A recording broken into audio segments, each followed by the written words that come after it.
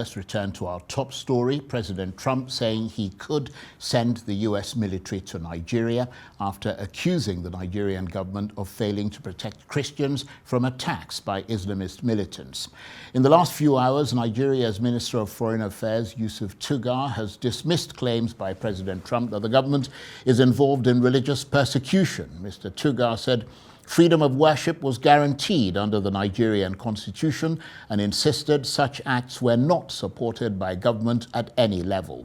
Meanwhile, China has weighed in on the issue, with the Chinese government spokesperson saying Beijing opposes nations using religion or human rights as an excuse to interfere in the internal affairs of other countries and threatening those countries with sanctions and force. So what should we make of all of this? Well, Melvin Foote is recognized as the leading American expert on issues related to African policies and programs. He's worked in over 30 African countries, including Nigeria. He's the founder of the Constituency for Africa organization and the African American Unity Caucus, aimed at shaping a progressive U.S. policy towards Africa. In the past, he's been sent by the U.S. government to assess the genocide in Rwanda and the chances of peace in Sudan. So, as the alleged issue of genocide against Christians in Nigeria is thrown into sharp relief by Donald Trump, who better to talk to than Melvin Foote? And he joins me now on the line from Washington. Mr. Foote, thank you very much indeed for joining us. And it is fair to say that there are not that many Americans who can boast of such unimpeachable African credentials as you. So keeping that in mind, what's your reaction to this diplomatic row between the US and Nigeria over the alleged genocidal killing of Christians in Nigeria? Well, my brother, first of all, it's great to see you. I'm an African too, so don't accuse me of helping Africa. I'm an African, so I have no other choice. I think this is something that we're all shocked at what President Trump has said. I think is misguided, misinformed. I think people who've gotten to his ear, some of the Christian conservatives, some of the right-wing radicals, if you will, have gotten to his ear and saying, oh, this is what's happening in Nigeria. So they're punishing Christians. And he just goes off with it, talking about sending rockets and troops and all this kind of thing to attack Nigeria. Totally misguided. And we got to do all we can to push back on that. I think the Nigerian position is straight. This is not just about Christians. This is about terrorism, Boko Haram, the splinter groups, and something that goes back to the Gulf War. Had nothing to do with Africa. But I think it's something that there needs to be a great pushback against.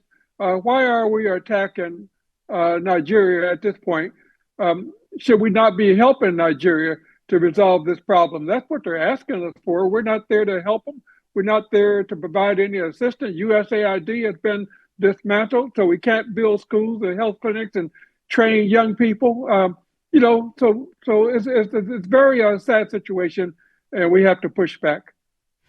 And I mean, what do you see as the potential risks for Nigeria in navigating this rather complex geopolitical landscape that's unfolding under President Trump? I mean, how might Mr. Trump's threat affect US-Nigeria relations? Well, there could be, it's hard to say. One of the problems with Nigeria, for instance, we don't have a Nigerian ambassador in place here in Washington. So there's nobody to really stand up and really articulate Nigeria's views on a day-to-day manner. So Nigeria got to get that straight in a hurry. Not only do they need to send us a good ambassador, they need to send us a great ambassador. Nigeria got talented people galore, but it seemed to me they can't find anybody, appropriate to represent Nigeria here in Washington. I think it could spiral out of control. Who knows? I think it's going to hurt U.S.-Nigeria relations regardless. We already are blocking visa applicants from Nigeria coming to the United States. Even entrepreneurs who are trying to do business in the U.S. are having a hard time getting a visa straight. there's many things that we need to work on, and it's not just Nigeria. We saw what happened with South Africa. We now have a genocide in Sudan that rivals anything that we've seen in our time. But is the U.S. responding to it? No, because there are black people involved here. There's not a strong U.S. Response. So I think it's done out of ignorance. It certainly could be harmful. I think it speaks to China, Russia, and others who are trying to do business in Africa. It really hands Africa to China. It really hands Africa to Russia. So it's a bad play on behalf of the United States, and we got to find a way to get out of it. And when you say, Mr. Foote, that it could spiral out of control, do you think Mr. Trump's threat of military action against Nigeria is likely to be carried out? If so, what might the potential consequences be for both countries? Well, I don't think it's going to be carried out myself, but I can't say that I can guarantee you that I'm right on this. A lot of things about this administration I didn't think would happen that have happened. So I'm not an expert on what Trump is going to do. I think right now we're trying to start a war with Venezuela, and we're sending troops and ships and all this kind of thing to Latin America. Can we actually do all of this? He's also sending National Guard and others to U.S. cities to try to stop crime, if you will, perceived crime. All over Washington, you see these National Guard troops walking around like they're tough. So I'm not sure that we really do have the capacity to carry on wars all over the place.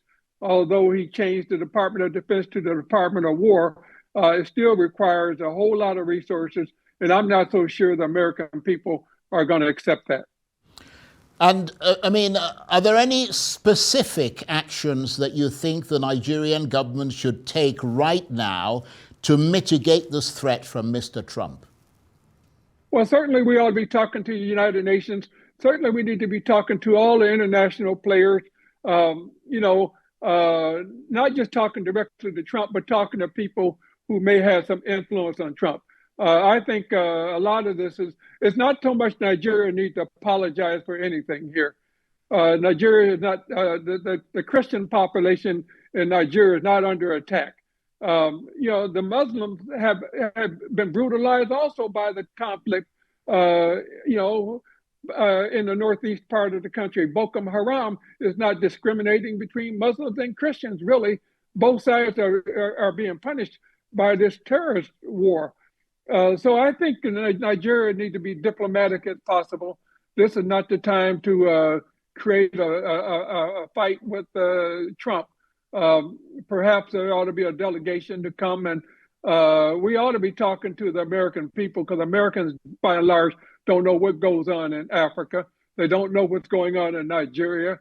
You get somebody like Trump who is saying these crazy things about Christians being persecuted, and there's a lot of Americans who probably will believe him. So there need to be some effort to educate Americans about the reality of Nigeria. And the Nigerian diaspora here in the U.S. has a role to play in that. And certainly people like myself who support Africa also need to be fully engaged in the effort to educate Americans about Nigeria and about Africa. And I have to say, we appreciate very much people like yourself who understand Africa a lot better than others and are more sort of willing to step in support of this continent and to help put the continent's points across in places like America. But I wonder if you think that whether there are any strategic economic interests that might be driving Mr. Trump's interest in Nigeria. I think definitely it's about oil and gas. There are people who think that they can make money off of Nigeria if the Christians and the Muslims are divided and fighting.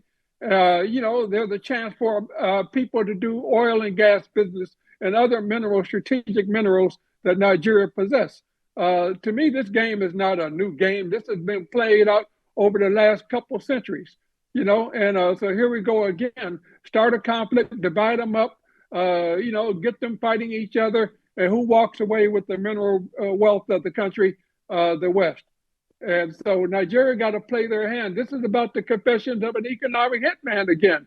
Nigeria has got to wake up to this and play it. Right now, it's diplomatic, and I try to keep it diplomatic if you can. But I think that Nigeria certainly need to engage the World Bank, the United Nations, and other international entities. But it also needs to be cognizant of the fact that we need to educate and engage Americans so Americans can understand. Certainly, African Americans are not going to endorse a war with Nigeria. Certainly, there are many constituencies here who are not going to allow the United States to attack a country in Africa. I wonder about Black American troops. Will they be involved in the effort to fight a war in Africa? I don't think so. But we don't want to get to that point. Right now, let's keep it diplomatic. Let's try to have some kind of engagement. Certainly, media is important. I think the conversation we're having today ought to be played across Nigeria. I think Nigerians need to know that there are people here who are not going to allow this to happen the way Trump is touting it. But I'm not sure we're going to go to war anyway. Sometimes it's about talk and bluster, but I'm not so sure we're ready. Without the U.S. Congress discussing it, the U.S. government is closed right now. Congress is not going to have anything to say about a war in Nigeria. I think they will. So I don't think that, we don't need to ignore this. We need to be strategic. Don't agonize, but we ought to organize.